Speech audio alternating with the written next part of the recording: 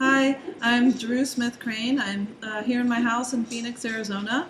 I am really pushing my comfort zone by choosing this format, and I just want to let you know I've probably started this thing about 20 times because I keep cracking myself up.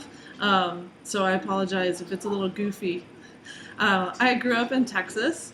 I lost my Texas accent a long time ago, but because I am nervous, it might come out. I moved to California from Houston. I moved to San Diego or North County. I was in Oceanside originally, and then Leucadia was where my son was born. I moved to I moved to California as a surfer. I think I said that. I don't know. Maybe I didn't. It's funny. I still define myself as a surfer. It was kind of a I don't know. It's it still kind of informs who I am. Just through my love of nature and um, kind of a solitary person, I guess, and it is one of those, solitary. And even though um, you might share waves with other people, it's really you and the element of the ocean together. And um, I pursued a marine biology degree originally and wanted to be Jacques Cousteau. I wanted to research dolphins. And in fact, when I was in Oceanside, I started my own research project. I kept my own field journal and decided that I thought it was pretty good. And I took it to Dr. DeFran, who was a prominent um, marine biologist who was studying the bottlenose dolphin colony right off of San Diego there, and he actually asked me to help with some projects. So I did that, and eventually I worked for Greenpeace too, and found my way to the Intertropical Tuna Commission. They're stationed in San Diego, and asked to also be part of some research projects. I was able to go out on some tuna boats in Mexico off Ensenada. And I think it's there that it was a pretty profound moment where being part of Greenpeace, the tuna campaign or the dolphin campaign was really focused on the tuna and dolphin connection. And, most of my friends at the time would have, really been on the side of a complete, tuna moratorium if if it was up to them. But it was my experience on this one particular tuna boat, and that I saw the human connection, and that this was people's livelihoods, and there was a lot of respect, and they were doing everything possible. The person I was with was the researcher who would dive into the seine net and swim around in this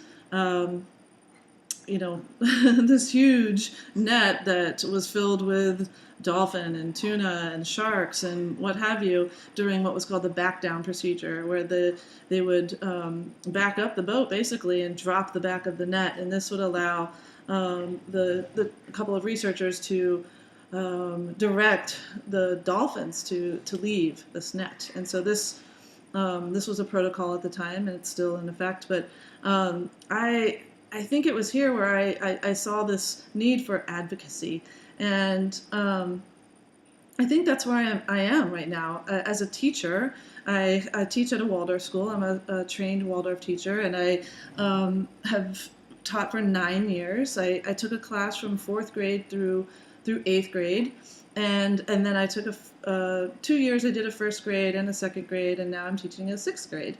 And not only do I have a passion for the curriculum that's fundamentally like very place-based inherently, and it's all connected to the development of the human being, but I've also found myself in in situations where it's communication between colleagues and, faculty and administration, or faculty and the Board of Representatives, or administration and the greater community being my passion.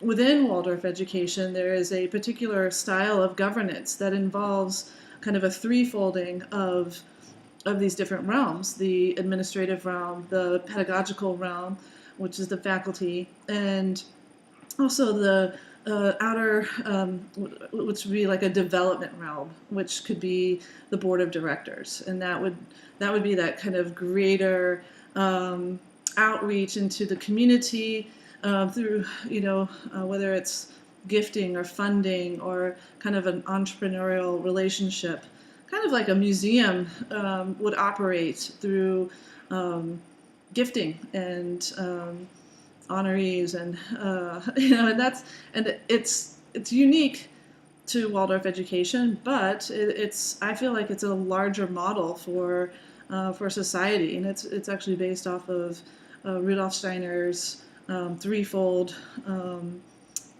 principle, which actually goes into much more detail about the interaction between these different realms. And in fact, it was developed kind of out of the motto of the French Revolution of liberty, freedom, freedom, fraternity, and equality.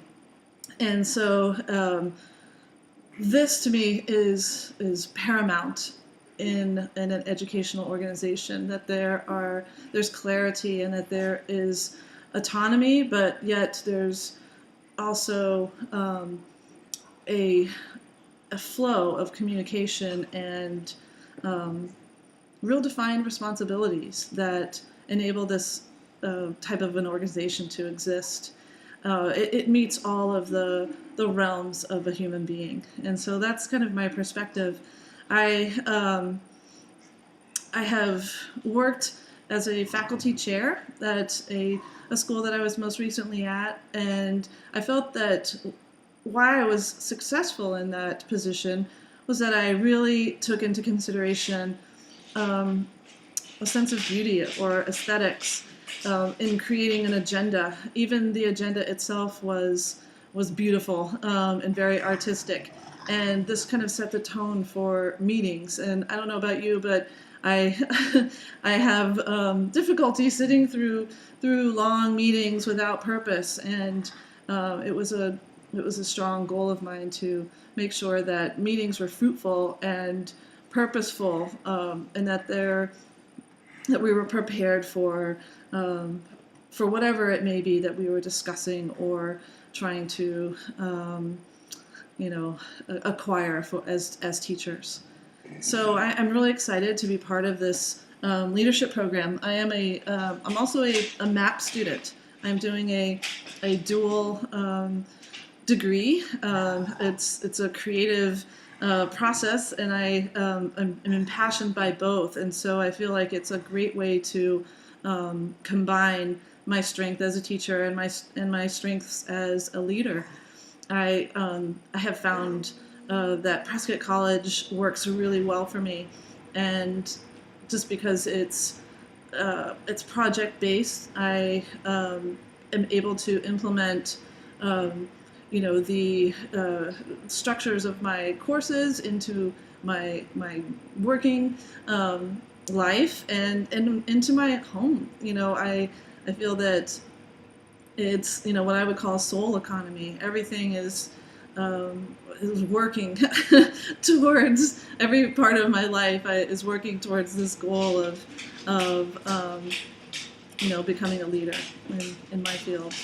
So I look forward to getting to know all of you. I unfortunately wasn't able to attend the orientation. My son was starting college, or starting at NAU that weekend, and so education surrounds me, and I will see you in November. Thanks.